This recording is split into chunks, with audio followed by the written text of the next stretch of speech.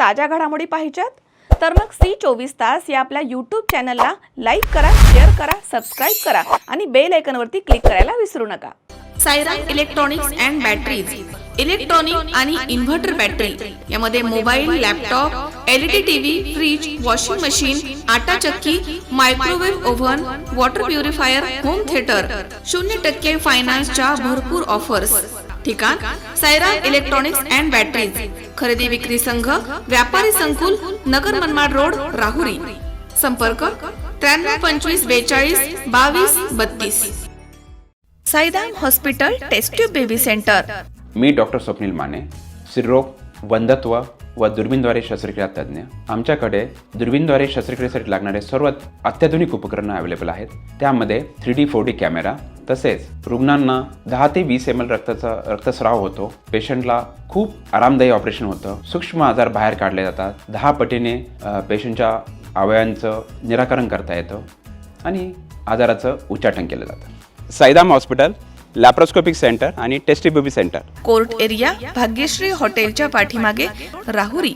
राहुरी शहरामधनं जाणाऱ्या नगर मनमाड महामार्गावरील रस्त्याच्या कामामुळे गेल्या काही दिवसांपासून सातत्यानं वाहतूक कोंडी होतीये। प्रवासी, वाहन चालक आणि स्थानिक नागरिक मोठ्या त्रासाला सामोरं जात होते आणि या गंभीर परिस्थितीची दखल घेत माजी खासदार डॉक्टर सुजय विखे पाटील यांनी प्रशासन आणि संबंधित ठेकेदाराला तातडीच्या उपाययोजना करण्याच्या स्पष्ट सूचना दिल्या आहेत। त्यांच्या हस्तक्षेपानंतर काही प्रमाणात वाहतूक व्यवस्था सुरळीत झाल्याचं सोमवारी दिसून आलं आणि या पार्श्वभूमीवर सोमवारी रात्री सुमारे 10:30च्या दरम्यान डॉक्टर सुजय विखे पाटील यांनी राहुरीमध्ये प्रत्यक्ष उपस्थित राहून नगर मनमाड महामार्गावरील वाहतूक व्यवस्थेचा सखोल असा आढावा घेतला। यावेळी त्यांनी रस्त्यावरती थांबून नागरिकांशी संवाद साधला, परिस्थितीची माहिती घेतली, तसेच संबंधित यंत्रणांना आवश्यक त्या सूचना देखील दिल्या आहेत। मागील काही वर्षांपासून वाहतूक कोंडीमुळे राहुरीकरांना नाहक त्रास सहन करावा लागला आहे आणि त्यामुळे या त्रासाबद्दल त्यांनी मनापासून दिलगिरी देखील व्यक्त केली आहे। जनतेचा विश्वास हीच माझी खरी ताकद आहे। केवळ फोटो व्हिडिओ पुरते काम न करता प्रत्यक्ष प्रश्न सुटले पाहिजेत, हीच माझी भूमिका आहे, असं ठामपणे त्यांनी म्हटलंय। तर यावेळी देवळाली प्रवरा येथील नगरसेवक ऋषभ लोढा, अक्षय तनपुरे, मनोज गव्हाणे तसेच महेश गायकवाड यांच्यासह अनेक कार्यकर्ते या ठिकाणी हजर होते। नागरिकांच्या प्रतिक्रिया नागरिकच सांगू शकतील।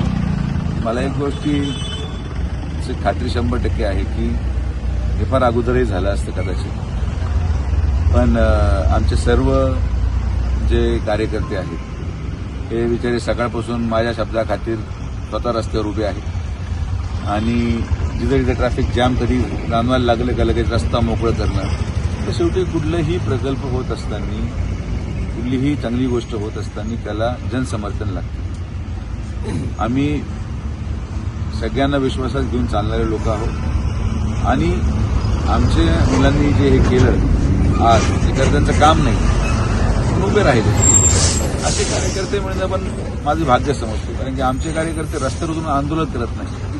आमचे कार्यकर्ते नेत्याने दिलेला आदेश पाळतात आणि मी त्यांना सकाळपासून 4दा फोन लावला की काय झालंय, कुठं अडकलंय का, काय अडकलंय की, कारण की नुसतं एकदा येऊन फोटो काढून आणि व्हिडिओ काढून जाऊन परत जर लोकांना न्याय नाही मिळाला तर लोक माझं विश्वास संपून जाईल लोकांचा माझ्याकडे। तुम्ही माझा विश्वास कधी संपू देत नाही।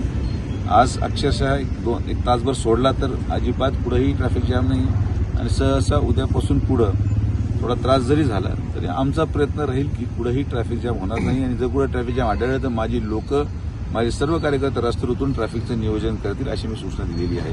तर राहुरीकरांना जो त्रास झाला त्याबद्दल मी दिलगिरी व्यक्त करतो, पण आता असं होऊ देणार नाही एवढीच मी खात्री देऊ शकतो। आपण होमगार्डांचा पगार देणार होता, आज 20 होमगार्ड मंजूर झाले, काय सांगाल त्याच्यात? होमगार्ड मंजूर झाले कारण की हा प्रस्ताव कधी पाठवला नव्हता। माननीय पालकमंत्री महोदयांनी DG होमगार्डशी आज फोनवर चर्चा केली।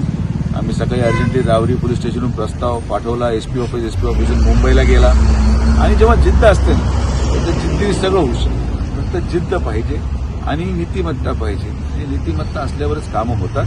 तो होमगार्ड माझ्या मते लवकर आले पाहिजेत आणि राहुरीचेच मुलं आहेत त्यांनी होमगार्डची ट्रेनिंग केलेली आहे, त्यांना फक्त रुजू व्हायचं कामावर। असं काही कुठून अमेरिकेहून आणि कुठून जपानहून लोक येत नाहीत, राहुरीचेच आपल्या मुलं आहेत, त्यांना रोजगार मिळेल आणि शासनाला सांगितलं साधारण ते म्हणत होते कुठेतरी 15-20 हजार रुपये खर्च त्यांचा रोज पडतो. म्हटलं काय महिन्याभराचा विषय आहे, 7-7.5 लाख रुपये जनतेने एवढं दिलंय मला, तर 7 लाख रुपये काय फार मोठी गोष्ट नाही, देऊन टाका. 7 लाख रुपये मी लहान होतो ना काय, पण जनतेचे त्रास कमी झाले. 7 लाख रुपये तर 7 लाख रुपयाला काही मूल्य नाही.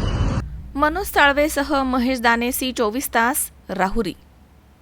कॉंग्रॅच्युलेशन्स वहिनी, बाळ झाल्याबद्दल. पण मी ऐकलंय डिलिव्हरी फार क्रिटिकल होती. आता ठीक आहे ना सगळं? अगं होता थोडा प्रॉब्लेम, पण स्त्रियांच्या आरोग्याची संपूर्ण काळजी घेणारं मातृसेवा होतं ना साथीला. सगळं सुरळीत झालं. किशोर वयापासून ते रजोनिवृत्तीपर्यंत स्त्रीच्या आरोग्याची संपूर्ण काळजी घेणारं अहमदनगरमधील पहिलं स्त्री रुग्णालय Matruseva women's hospital, obstetric ICU. किशोरवयीन आणि विवाहपूर्व समुपदेशन, गरोदर माता तपासणी आणि प्रसूती, पहिल्या सिझेरियन नंतर नॉर्मल डिलिव्हरीची सोय. मातृसेवा विमेन्स हॉस्पिटल, सक्कर चौक, नवीन टिळक रोड, अहमदनगर. फोन 9850 20 0017.